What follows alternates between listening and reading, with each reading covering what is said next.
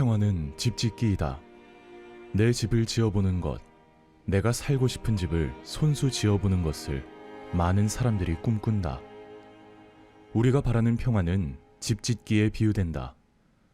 집을 짓기 위해 터전을 마련해야 하고, 기초를 만들고, 기둥을 세우고 벽을 만들면서 집이 조금씩 만들어져 간다. 거실과 방, 부엌, 그리고 화장실을 설계도에 따라 내부 시공을 하면 집의 모습이 갖추어진다. 지붕도 만들고 집의 울타리를 만들어가면서 정원을 예쁘게 조성하면 내가 꿈꾸는 집이 탄생한다. 멀찍이 서서 내 집을 바라보면 행복하다. 내 집 안에 들어오면 마음이 평온해진다. 평화는 집짓기이고 집짓기가 바로 평화이다. 평화의 역사가 인류의 역사이다. 긴 평화의 시대에 전쟁이 일어났다. 전쟁과 평화는 인류 역사의 두 수레바퀴이다. 인류는 자신을 방어하여 생존하기 위해 사냥을 하였고, 점차 이웃 부족을 대상으로 정복 전쟁을 벌였다. 광대한 영역을 정복하면 평화가 찾아온 듯 하지만 평화는 영원히 지속되지 않는다. 지배자의 폭정으로 인민이 살기 힘들어지면 밀란이나 혁명이 일어날 수 있다.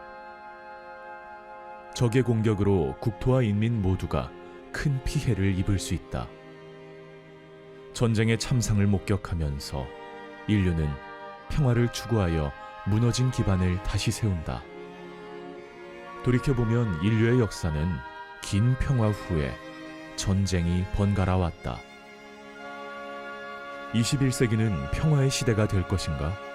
전쟁의 시대가 될 것인가? 지구를 수십 번 멸망시키고도 남을 위력을 가진 핵폭탄을 미국, 러시아, 중국, 영국, 프랑스뿐 아니라 이스라엘, 인도, 파키스탄, 그리고 북한도 가지고 있다. 가공할 정도의 파괴력을 가진 핵무기를 통제하는 것은 인간이다. 인류는 서로 기싸움을 하기 위해 말폭탄은 날릴지언정 핵전쟁을 시도하는 막장까지는 가지 않을 것이다.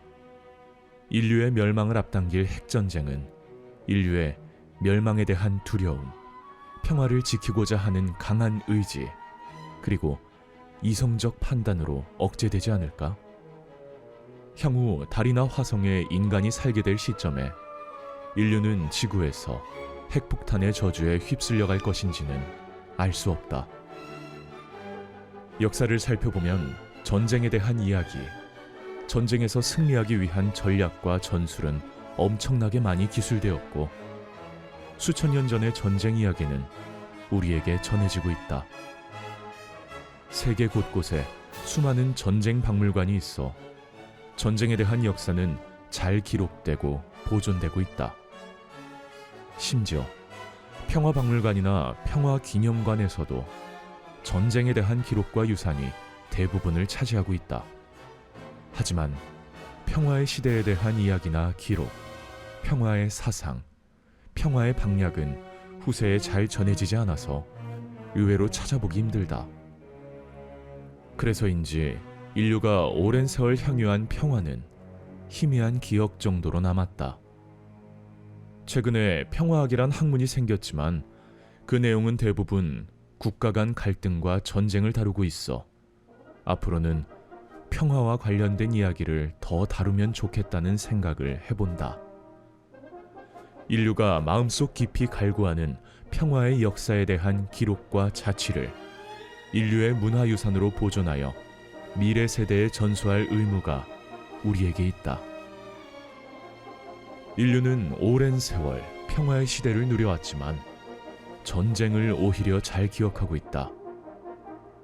우리는 인류의 역사를 만인에 대한 만인의 투쟁의 역사라고 배웠다.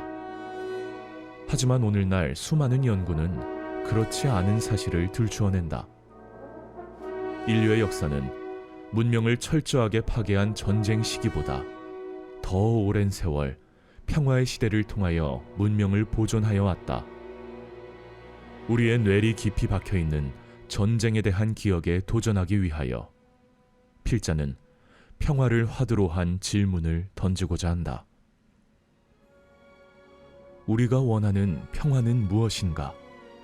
인간 본성에 평화의 뿌리가 있는가? 인간 의식에 평화를 지향하는 마음이 있는가? 인간의 삶은 평화를 지향해 왔는가? 인간의 역사에 전쟁이 아닌 적극적인 평화를 추구한 시대가 있었는가? 평화를 지키기 위한 전략과 원칙은 있는가? 위 질문에 대답하기 위해 필자는 이 책을 구상하기 시작하였다. 평화에 대한 관념적인 설명은 어렵게 여겨지기에 우리의 일상사나 역사 속의 이야기를 전달하려 하였다. 세상에서 평화를 일구어간 다양한 이야기에 더 친숙하게 되면 우리의 기억에 평화의 지문을 남길 것이고 전쟁보다 평화를 더 지향할 수 있으리라는 희망을 갖고 있기에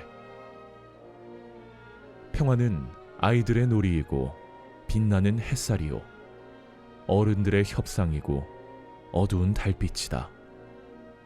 평화는 봄날의 꽃구경이요 가을 단풍놀이다. 여름의 뜨거운 더위이고 겨울의 매서운 추위이기도 하다. 평화는 우리의 일상적인 삶이다.